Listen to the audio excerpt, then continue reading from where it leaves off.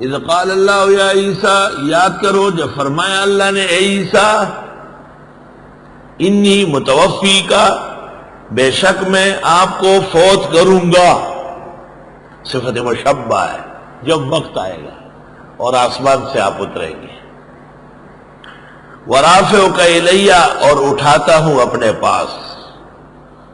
تو ترتیب ملحوظ نہیں ہے۔ مائی مریم کو کہا کہ سجدہ کرو اور رکوع کرو، تو سجدہ پہلے یا رکوع پہلے؟ رکوع پہلے۔ اللہ اکبر۔ اور اس قسم کے مواطن میں حکمت یہی متقاضی ہے کہ چونکہ عیسیٰ علیہ السلام بشمول جسم روح کے اللہ نے آسمانوں پر اٹھانا تھا، تو ان کے لیے ایسا صیغہ استعمال کیا کہ توفی کا ایک معنی ابو البقاء نے کلیات میں کیا ہے۔ توفی عوام کے ہاں تو موت کے معنی میں ہے، لیکن بلغاء اور فصحاء کے ہاں هو الاخذ مع الروح والجسد، پورا پورا اٹھا لینا ہے، پورا پورا اٹھا لینا ہے۔ مولوی صاحبان بات سمجھے؟ دیکھو، ایک پیچیدہ مسئلہ جب پیش آئے تو دور سے سوچنا شروع کرو، صرف اس مسئلے پر سوچ کافی نہیں، ادھر سے سوچو۔ نانی نے نظر مانی، مریم پیدا ہوئی، کمرے میں کرامتیں آئی، پیغمبر حیران ہوا، بے موسم پھل دیکھ کر بے وقت اولاد مانگی گئی، قبول ہو گئی، یحییٰ علیہ السلام پیدا ہوئے۔ تمہید دیکھو، مائی مریم بغیر مس بشر کے خداوند تعالیٰ نے ان کو عیسیٰ نام کا بیٹا دے دیا۔ عجائب درجب، عجب درجب۔ یہودی سازش کرنے لگے تو آسمانوں پر اٹھا لیا، تو ان کے لیے صیغہ بھی ایسے اختیار کیا گیا جس کے دو معنی ہیں۔ اگر یہ مستقبل سے متعلق ہے، جیسے بخاری میں ابن عباس کہتے ہیں اے مومی تو کا، یعنی میں تجھے ماروں گا جب ٹائم آئے گا، ابھی نہیں۔ اور متوفی کا دوسرا معنی پورا پورا جسم روح اٹھانا، جسم روح اٹھانا۔ اب اٹھاتا ہوں، پھر جب زمین پر آؤ گے انصری، طبعی موت واقع ہوگی، اس میں کوئی شک نہیں ہے۔ مرزائی یہاں بڑی شرارت کرتے ہیں اور بہت زیادہ مسلمانوں کے آگے پیچھے ہوتے ہیں، لیکن چند الفاظ اگر اس پر نظر ہو تو مرزائی بھاگے گا۔ توفی کے لفظ پر اور عیسیٰ علیہ السلام کی حیات پر کہ وہ مرے نہیں ہیں، زندہ آسمانوں پہ اٹھائے گئے ہیں، حضرت مولانا انور شاہ صاحب نے کتاب لکھی ہے عقیدۃ الاسلام فی حیات عیسیٰ علیہ السلام۔ فوائد عثمانیہ میں مولانا شبیر احمد صاحب نے اس آیت کی تفسیر میں لکھا ہے کہ میں علماء کو توجہ دلاتا ہوں کہ ہمارے محترم و مکرم علامہ فقید النظیر حضرت مولانا محمد انور شاہ صاحب نے اس موضوع پر جو کتاب لکھی عقیدۃ الاسلام، اور اس میں جو لال و جواہر جمع کیے، اس کی نظیر پوری امت میں نہیں۔ تفسیر میں اس جگہ لکھا ہے، اور اٹھاتا ہوں تجھ کو اپنے پاس،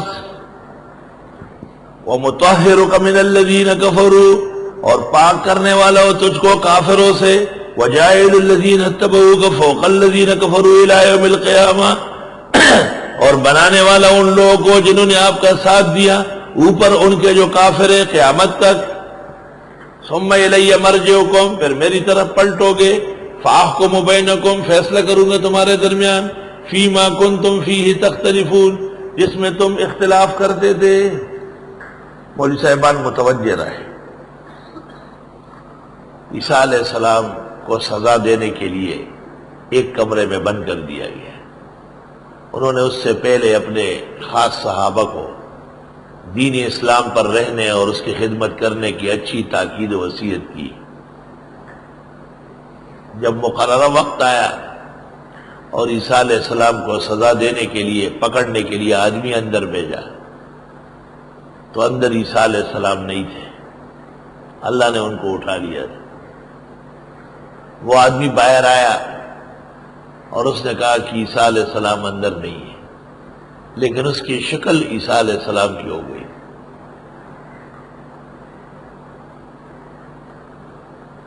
یہودیوں نے پکڑ کر اسے سولی کر لیا۔ سولی کرنے کے بعد انہوں نے کہا ٹھیک ہے، ہم نے عیسیٰ کو سولی پر چڑھا دیا، لیکن یہ بتاؤ کہ وہ ہمارا آدمی جو اندر گیا وہ کدھر ہے؟ تو پھر کہنے لگے کہ اس میں تو کوئی کمال نہیں تھا، عیسیٰ کو اس کے خدا نے اٹھا لیا۔ ان کا رفع سما بھی اس طرح عجوبہ ہے، کیونکہ عیسیٰ علیہ السلام کا پورا معاملہ اول سے اخیر تک عجائب سے بھرا ہوا ہے۔ مولوی صاحبان سمجھ رہے ہیں؟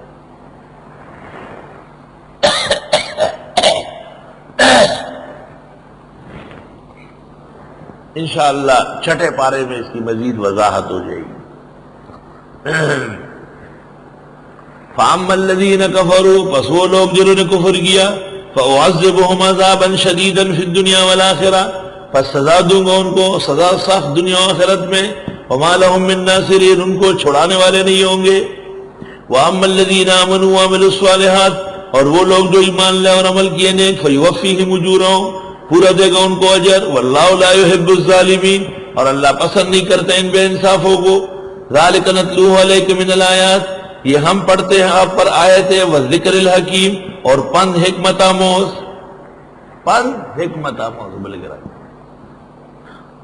ان مثل عیسیٰ عند اللہ، بے شک مثال عیسیٰ علیہ السلام کی اللہ کے ہاں، کمثل آدم، مانند آدم کے، بلکہ آدم اس سے بھی زیادہ عجب ہے کہ عیسیٰ تو بغیر باپ کے ہے اور وہ بغیر ماں باپ کے ہے۔ خلقہ من تراب، پیدا کیا اس کو مٹی سے۔ جب مٹی سے آدم پیدا ہو سکتا ہے تو بغیر مس سے بشر کے، مائی مریم کے بطن سے عیسیٰ کیوں پیدا نہیں ہو سکتے؟